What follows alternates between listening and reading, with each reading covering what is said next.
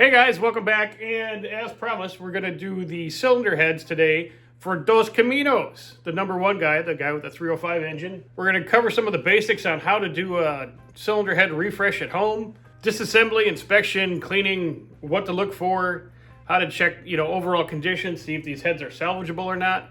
What's nice is these are the factory heads that came on the engine. They're both matching. They're both a 416 casting, which I'm told is not the worst of all the Chevy cylinder heads that could go on this motor. Is it the ultimate Chevy cylinder head? Oh no, not even close. But it's what we have, and it's what we're going to refresh on a budget and make work like new. We're going to do some improvements. We're going to do some light porting on them, very light, just to clean up some of the passages. And we're going to show you where these particular cylinder heads kind of lack flow, and it's all to do with what's behind the intake valves in the bowl area. But we'll show you that. We'll get these all disassembled, refresh and service, how to clean them, degrease them, and make them like new again on a real seriously tight budget.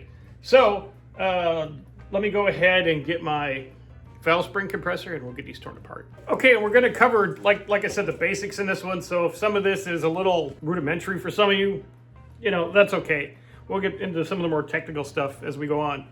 But this big giant 1920s looking contraption is a valve spring compressor. And this is how we basically separate the valves from the valve springs. This end here goes over the spring and retainer. This end here sits on the valve seat, and you adjust it up and then pull the handle. It squeezes. That compresses your valve spring, and you're able to remove the keepers and take the springs out. So let me just do one here, and I'll show you how this works in practice. You kind of set your machine up like so, the face of the tool on the face of the valve, and you grab the top handle, give it a good squeeze, and then what happens, let me roll this over, that squeezing motion compresses your valve spring. Then you go in, you take out your valve spring retainers, which are these little guys here, and you can see the little ribs in them. They correspond to a rib in the valve, and that's your mechanical lock for that valve. And then quite simply, undo your retainer, and you may have to give it, it's been in there a while, so you have to move it around a little bit till it releases. This is your valve retainer.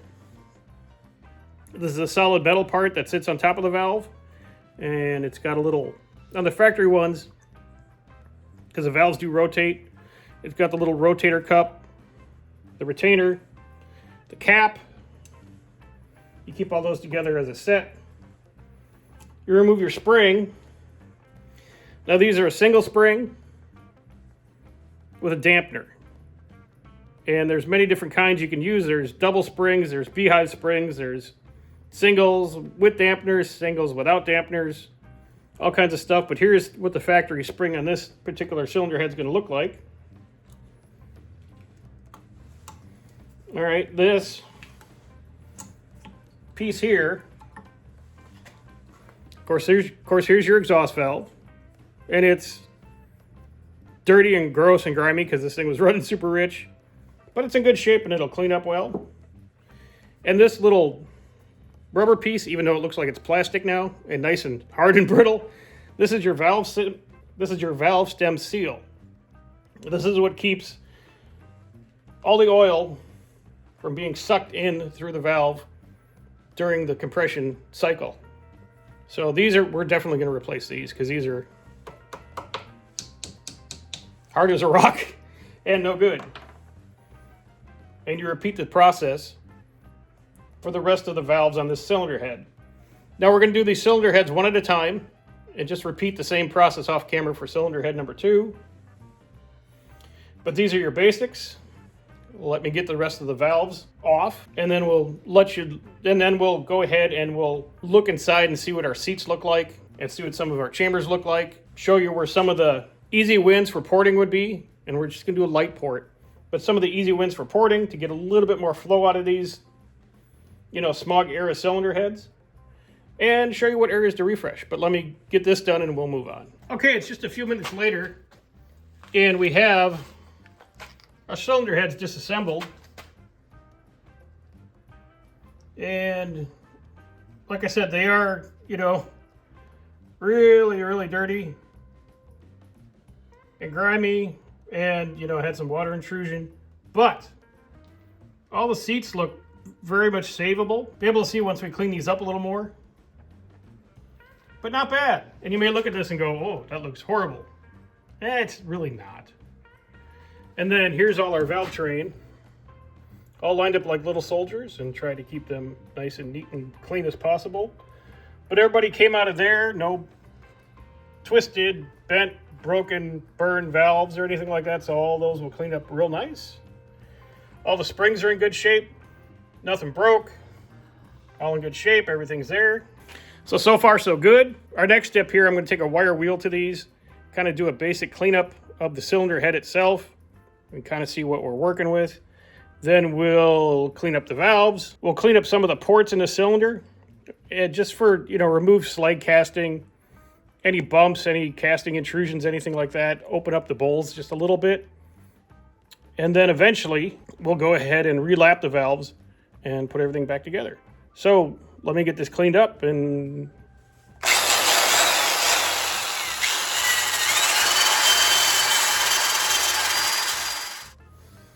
okay, we did some initial cleaning just with the wire wheel to get like the top grunge off. All our pockets here, we kind of cleaned them off, got all this rust and all this stuff loose. But this piece of, care if you use a piece of coat hanger or TIG wire, whatever you want to use. This passage in between the cylinders down here and here should be free. Now what you want to do is you get yourself a piece of wire, and you can see all this chunk that just flew out of there. You want to make sure these passages are cleared out, because we're not going to hot tank these things. We are going to clean them 3-4 times, just like we did with the block. But you want to make sure, since you're here, you get all these passages cleaned out. All right, as best you can, back and forth. So you have good water flow when you reassemble your engine and you don't have any overheating. Easy enough. Couple do's and don'ts. What you want to use is a wire brush. What you don't want to use ever is this mean little motherfucker anywhere on the cylinder head surfaces, on the quench pad, anywhere like that, because this, even though it's fast, it will move metal. All right, we don't want to move the metal. We don't want to disturb this. We don't want to create high and low spots. So, no. Put this away.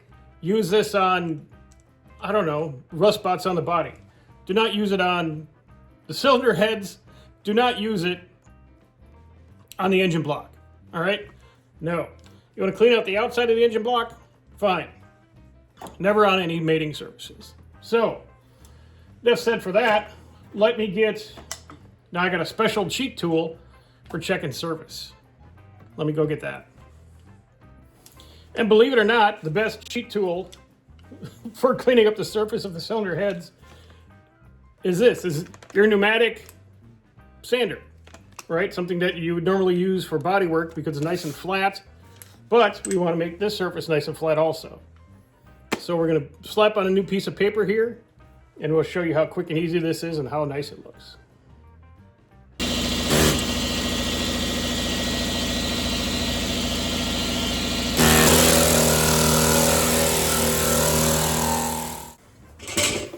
All right, and in case you've never seen that before, this is what it looks like after about a minute of work.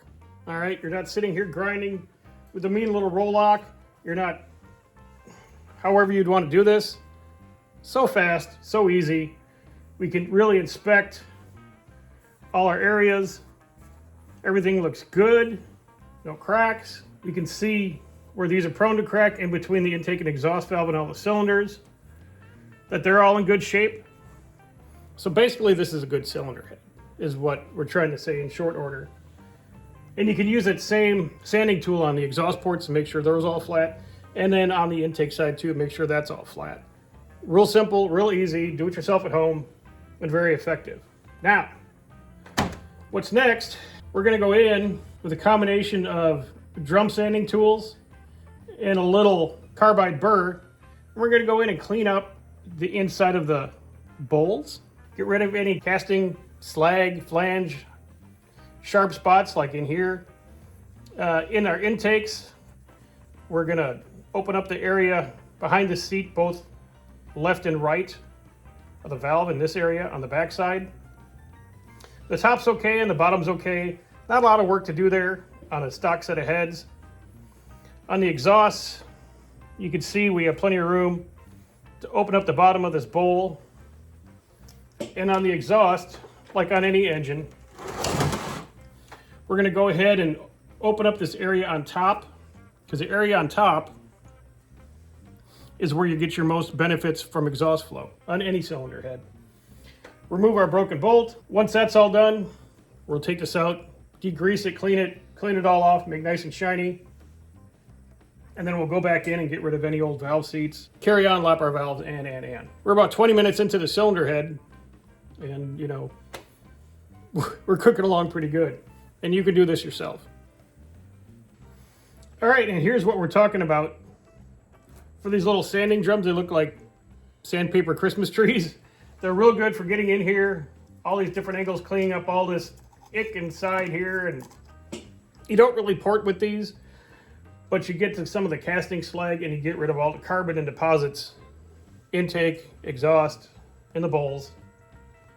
Nice little tool. Go ahead and we'll follow that up with some carbide bits. Now the carbide bits, this is what you remove metal with. And on a steel cylinder head, you can't really do a whole lot of damage, right? On an aluminum head with something like this, for one, it's going to clog up because it's not the right burr type for aluminum. But you can do a lot of damage really quick, so just be careful, boys and girls.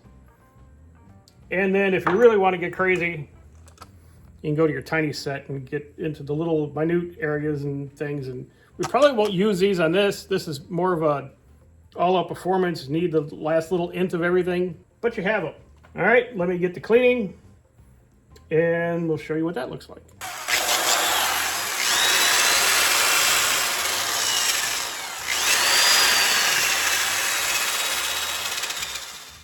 And one thing I didn't mention, but keep in mind, see the shiny valve seat area where we're going to later lap our valves to? Stay away from that area with this, because you'll hate yourself later. It'll just be a ton more work. Just try to be careful and do the best job that you can.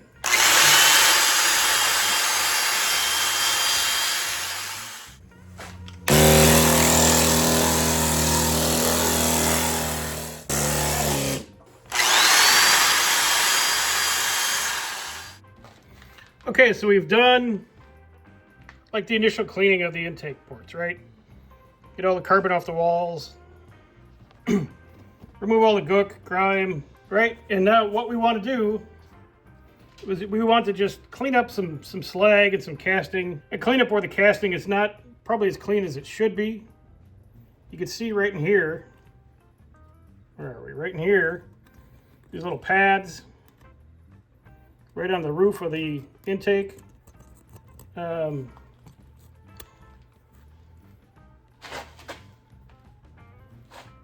the light in here. See, this is casting slag here. Go ahead and grind and get rid of that. Grind this down.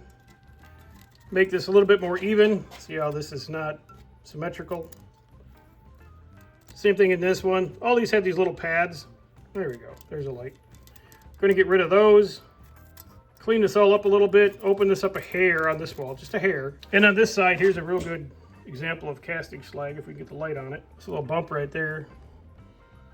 And that's just not dirt or grease. That's actual casting slag, and that's, you know, bad for flow. Seems, you know, minuscule, but all little minuscules add up to one big improvement. Again, we'll radius these, take some material out of the wall here. Clean all these out. Then we'll flip it around and do the exhaust side. Now, when doing this, you're asking yourself, Art, why are you using your grandpa's power drill on this and not a Dremel tool or an air tool? Because everybody has one of these, right? Not everybody has a compressor and air tools and basic hand tools. So let me go ahead and clean up some of these intakes and then we'll show you what it looks like.